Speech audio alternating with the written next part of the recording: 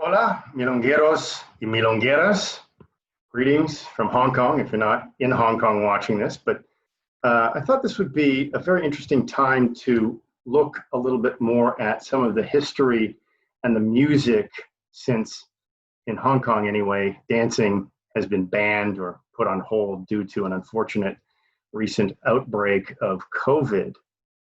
Which has put a lot of the tango activities on hold. But that doesn't mean you shouldn't be practicing. That doesn't mean you should avoid music.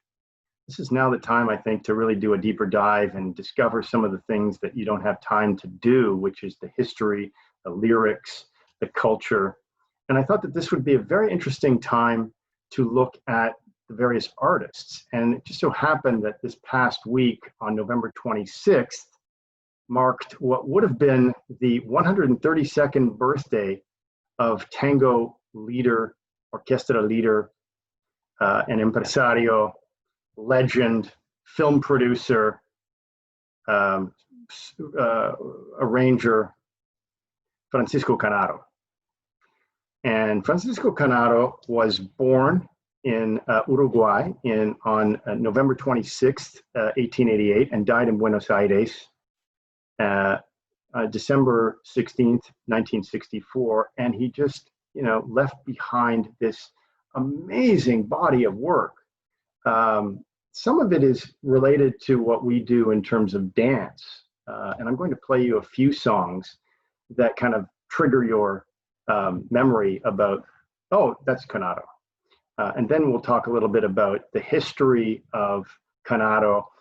We'll look at a documentary that looks at some of the amazing highlights of his life. And then I'm going to look a little bit at a very interesting scandal that he was involved in that was also the subject of a very unique documentary. So stay with me. I think it'll be a very interesting period. And if you enjoy this, then I'll do another one for some of the other amazing artists that have birthdays or landmark dates coming up in December. All right, let's take a look at Canaro's music, just so that you understand who we're talking about here. The first song is Poema, and it's just a beautiful anthem. You may have heard it if you're obviously an experienced dancer. If you're a new dancer, then this is something that is just absolutely a beautiful song.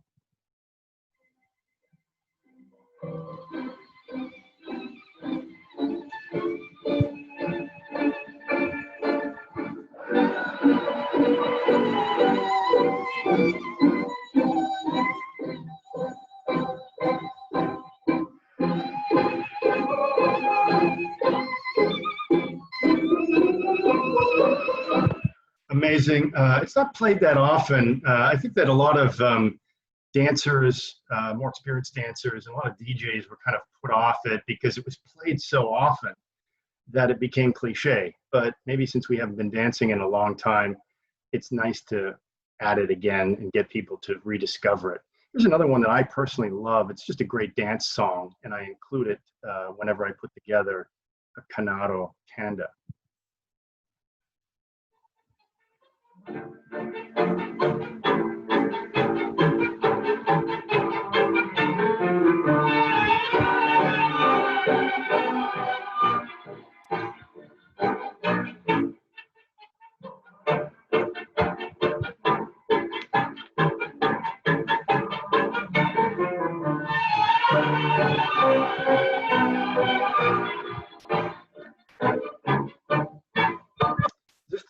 That just makes you want to dance.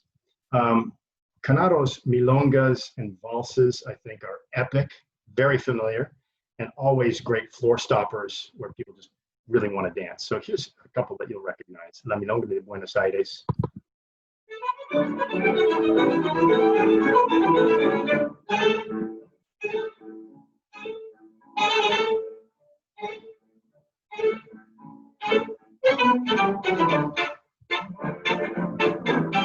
And this one, Milongueando.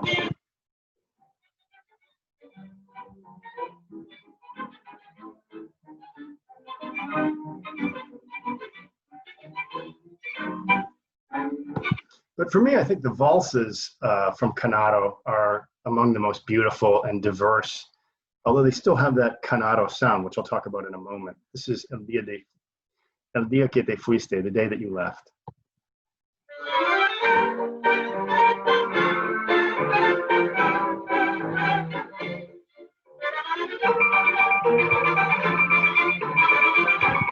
This next one, Salud, Dinero y Amor, health, love, and money.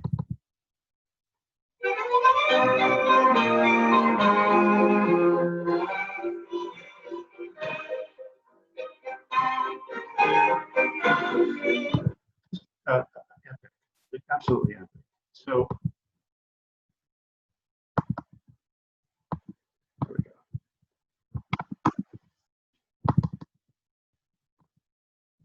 Back to this. So, in listening to the music and dancing to it, who was Francisco Canaro?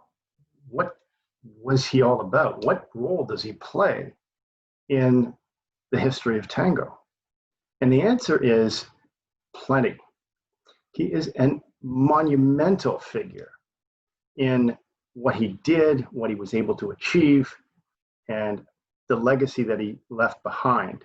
And I'm going to show you parts of a documentary that were done in Argentina called Los Capos del Tango, the Bosses of Tango. That's a great little series. It's entirely in Spanish.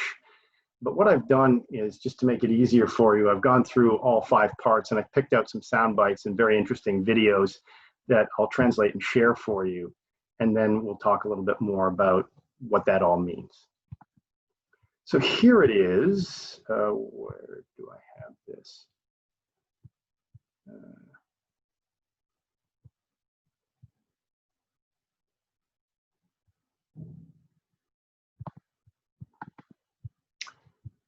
Here it is. So this is his daughter, Rafaela Canaro, who I believe is still alive. I've seen her on Facebook, and I've tried to add her to see if she was interested in doing an interview with us. But I'll play this soundbite from this documentary, and then I'll translate it. Pero el que sabe muy bien, el que escucha la música de Canaro y los compases de Canaro, saben que Canaro tiene cierta melodía en toda, y es Canaro en todo lo que hace.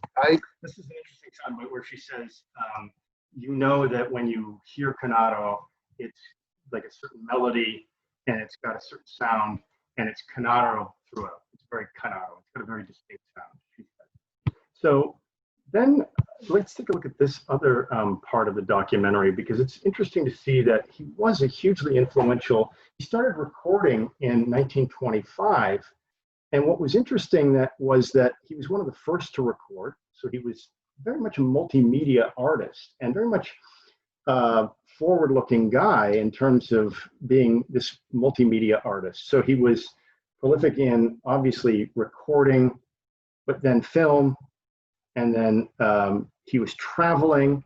He had 3 orchestras in 3 different continents. So he had one in Buenos Aires, one in Europe, and one in the United States. And he would go to these places and he would travel and tour with them. So that was, again, another amazing and very innovative way to spread the music and the culture of Argentina at the time, is to have these 3 orchestras in 3 continents.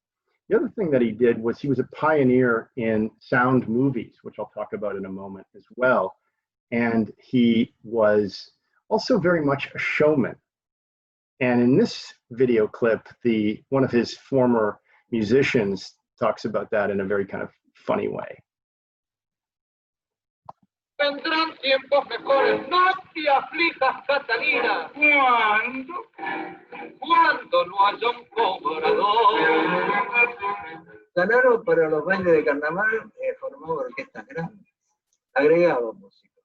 No todos eran músicos y tocaban, agregaba también So what he's saying here is he was somebody who liked big orchestras, and he added a lot of musicians to those orchestras.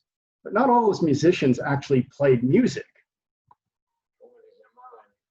He says there was a name for this. He can't quite remember what that was called. Bueno, gente que no tocaba. But he says they were the people that were there but didn't actually play. It had a name, he says. Así abría el bandoneón y lo cerraba, pero sin sonido. He said they were like they had the bandoneon, but and they looked like they were playing, but they weren't actually playing. Para impresionar al público. Eran To impress the public. 20 bandoneones o 30 bandoneones, y de los 30 bandoneones, 10 tocaban. See, there would be like 20 or 30 bandoneon players, but among those, only 10 were probably actually playing. Gente que no tocaba el bandoneón. They were people that didn't actually play bandoneon. Now, here's another interesting thing that I want to show you, because the documentary then looks at what a pioneer he was, not only in recording music or being this guy that just, created these spectacles for people to come out to and listen to or dance to, but he was also a pioneer in filmmaking. And in this particular clip, he is with the legendary Carlos Gardell. And Carlos Gardell was a singer who was also a movie star and traveled around Europe and was very well known in the United States, and was, again, one of these cultural icons on par with like Frank Sinatra or the Beatles or maybe like Bruce Lee out of Hong Kong. But he really put these places that they were from on the map, whether it was Liverpool or, in Gardell's case, Buenos Aires. And in this particular clip, it's Gardell recording with Canaro. And it's very interesting to see these two giants together, it's like a little rat pack. Listen to I'll translate it for you. Como siempre, hermano, dispuesto a defender nuestro idioma, nuestras costumbres y nuestras canciones, con la ayuda del fil sonoro argentino. And he says, how's it going, Carlos? And he says, it's like it always was, but it's been a while since I've heard the language and the customs and the music of our beloved Argentina. And Canaro says, well, for my part, I'll accompany you with my orchestra.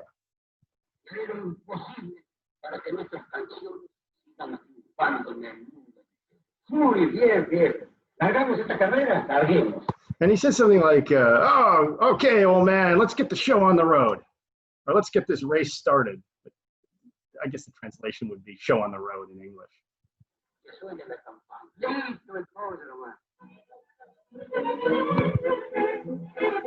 Canaro fue pionero en el cine sonoro. So he says, Canaro was a pioneer in sound movies. Aparece con Gardell en los famosos encuadres y canciones dirigidos por Eduardo Morera. And he appears in this particular film, which he names with Gardell.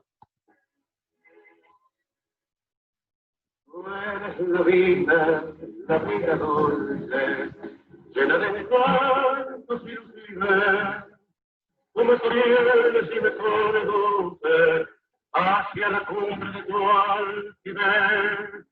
O eres constancia, yo soy paciencia, o eres ternura, yo soy piedad. Tú representas la independencia, yo simbolizo la libertad.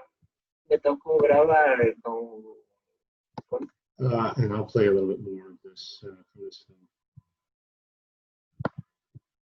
Sufro mucho, me duele el alma, y es tan penosa mi situación, que muchas veces por buscar calma, llevo mis dedos al día pasó. Gardell en realidad no quería ser un galán. So the daughter comes back on and says, in reality, Gardell never wanted to be a prince. Or I guess a star. Porque a Gardell incluso le gustaba comer Gardell just wanted to find a way to make a living and eat. y tenía que cuidarse mucho para poder And I think that this is quite an interesting kind of look at the relationships that Canaro had with all these different artists and stars. Here's another one. This is the last one I'm going to play for you, and it's near the end of his life. He traveled around he traveled around the world, and he was among the first Argentine artists to visit Japan in 1961, and that was one of the biggest receptions ever given to a foreign star at that time. Desde ese momento no se recuerda un recibimiento tan importante a un artista de la música popular. Japón, Japón, sé que en esta tierra divina quieren mucho nuestro tango, y quien quiera nuestro tango también quiere a mi Argentina. De aquí salimos el 26. And there's a little bit more from that. Tierra del Oriente, hoy llego a ti, con mi tango más ferviente. So this was a hugely significant event at the time for Argentina and for Japan, just in terms of just presenting tango to Asia. Now here's another interesting soundbite to kind of wrap these things up from his daughter. Fíjate, fue en el 61 a Japón y él falleció en diciembre del 64. So he went to Japan in 1961 and he passed away in 1964. O sea que trabajó, pero poquito. He worked, but only a little bit. I think that he was quite ill at the time. Como padre, fue un excelente padre. As a father, he was an excellent father. Muy cuida. Very caring. Fíjate, yo tenía en ese momento 17 años y mi hermana tenía 15 años. He points to this photo and says, I had 17. I was 17 years old, and my sister was 15. Era un hombre grande, ¿no? He was a great man. Estuvo grande a los 60 años, me tuvo a mí. He was 60 years old when he had me. Y estaba acostumbrado a otra época. O sea, And he was used to a different era. So there was a bit of a generational clash there. Abierto no era. He wasn't that open, she says. I guess like a lot of fathers. Now this last part is just absolutely epic, and it's a great way to end the documentary. And this is this amazing performance of Francisco Canaro with the singer Alberto Castillo singing. And then I'll talk a little bit about some of the other interesting parts of his life. Quiero con amor cantar un tango, con toda mi emoción, con toda mi alma, un tango para tiempos en el tango, todo su corazón tiene de rango, hoy quiero con amor cantar un tango, no tiene este desfán de la canción, así se pelea, vicio de caer, vuela a rodar, brillo, vos sos un cacho de historia, sos la vida, sos la gloria, tanguera por inmortal. Cuánto has hecho por el tango, cuánta lucha, cuánto sueño, lo hiciste seguir igual, de la ciudad, quiero que siempre presente, sigas con orquesta al frente, no la abandones por mí, porque sos en Buenos Aires la más señora figura que junto al tango perdura, nunca nos digas adiós.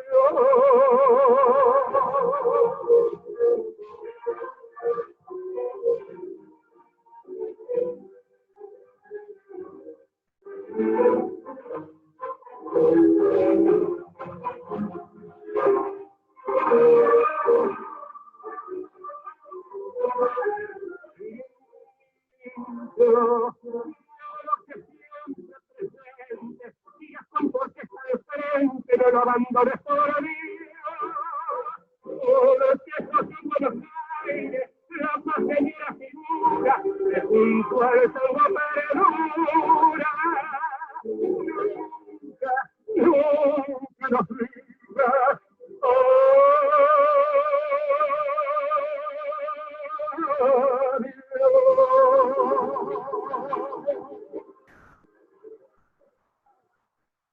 Wow, what an epic song.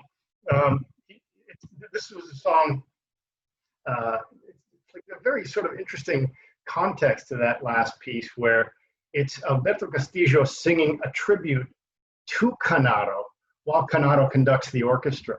And you hear the word pirincho, which is a nickname that that Canaro's mother gave him. And pirincho is some sort of a songbird or some sort of like a sparrow. Think of it as a sparrow. That his mother used to call him pirincho. So this whole thing that is just this amazing tribute to Canaro. So the other thing that I think is really interesting is that Canaro, if you look at some of his life, I thought I would just look a little bit more in terms of some of the things that are interesting to me. And one of the things I think is I'll show you the grave site of, sorry, let's pick this story up here. So I found this story from the Very Tango store, and I scroll down, and there's like this interesting first foray into tango and Baile International and musical success. And then this suddenly hits me. The affair, the gun, and the convent. I'm like, what? And immediately the journalist or the documentary filmmaker in me is triggered, like, what is this about? And it says here that he had an affair with the singer Ada Falcon, who at that point, while he was married to his wife, so he realizes that it says here, like, he can't divorce her. So he continues seeing Ada Falcon. And then this goes on for a little while. And the wife shows up and with a gun and the recording studio and sees, you know, Ada Falcon sitting on Canaro's lap and can't take it anymore, and pulls the gun out and points it at Falcon's head, and Falcon has a breakdown.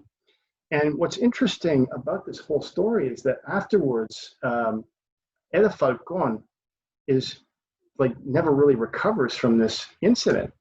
And she eventually stops singing altogether and enters a convent where she basically lives out her life until she dies in 2002 at the age of 96. And then these documentary filmmakers hear about this whole story and they're like, what? So then they go back and they come up with this documentary with Ada Falcon here. They discover in this sort of nursing home or convent, I guess by this time she's kind of no longer in the convent, but no longer in public view. And they interview her and they make this documentary. This is Ada Falcon. This amazing story of this, you know, woman. Ada Falcon. And she died just shortly after the making of this film, or around the same time, which is tragic. Some other things. This is the grave site, or the place where the ashes of Francisco Canaro are stored or kept in Buenos Aires, in Las Chacaritas Cemetery. So I have a very interesting hobby where I like to go to cemeteries that house the graves of famous people. So I wasn't able to visit that, but there are some very interesting graves in that. This is the grave site of Juan D'Arienzo, the crypt. Some plaques. Fascinating. I mean, if you're into this stuff. Let's see. This is the crypt of Juan D'Arienzo. And then there's another one here. This is the grave of Carlos Gardell. So again, he's got this mythical figure. He died in a plane crash in Colombia. The plane took off and crashed in 1935, I believe it was.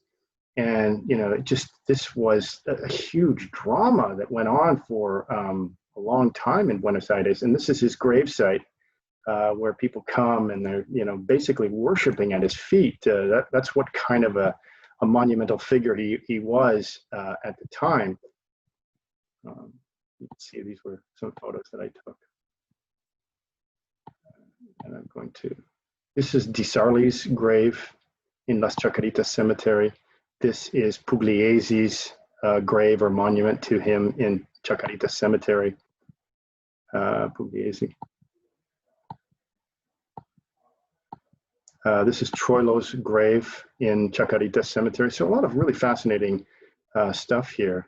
And then I've got this song here, just a second, that I'm going to pull for you. That is Eda Falcón. Is this it? Yeah. Me moriré.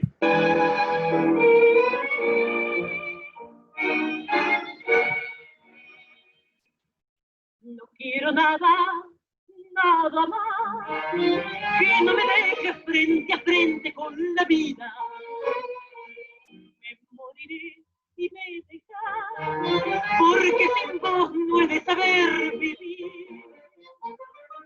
Y no te pido, no pido, que no me dejes sucumbir. Lo suplico por Dios, no me quites el calor. That was Eda Falcón recording Nada Más with the Canaro Orchestra. And as I just said, the whole story of that relationship and what happened to Eda Falcón after is the subject of this amazing documentary, which is just really, really interesting, but also very weird. So I thought that before we wrap this thing up, if you enjoyed this, then I'll think about doing another one of these things.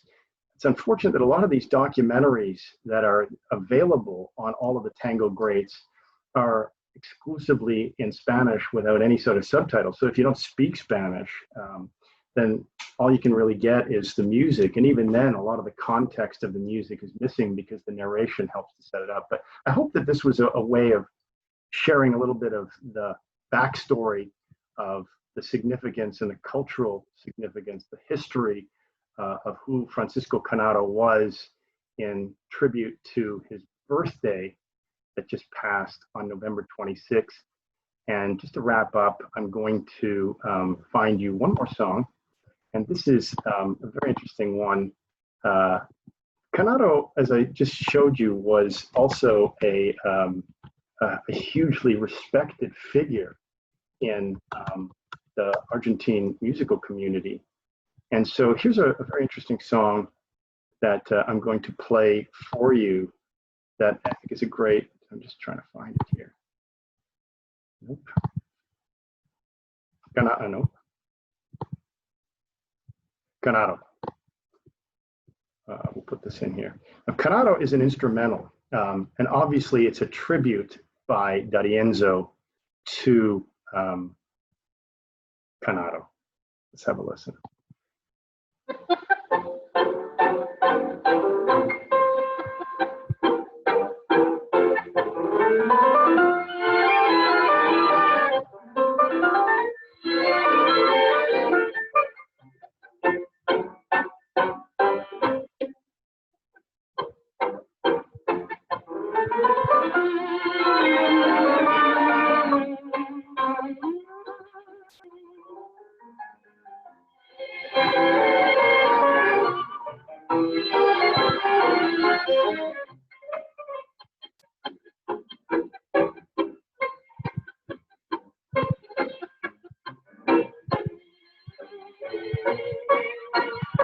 Okay, I hope that you've enjoyed this, and that's all from me, and I hope to see you soon on the dance floor. Keep practicing, keep listening to music, and hasta pronto. Abrazo grande, abrazo fuerte y aguante.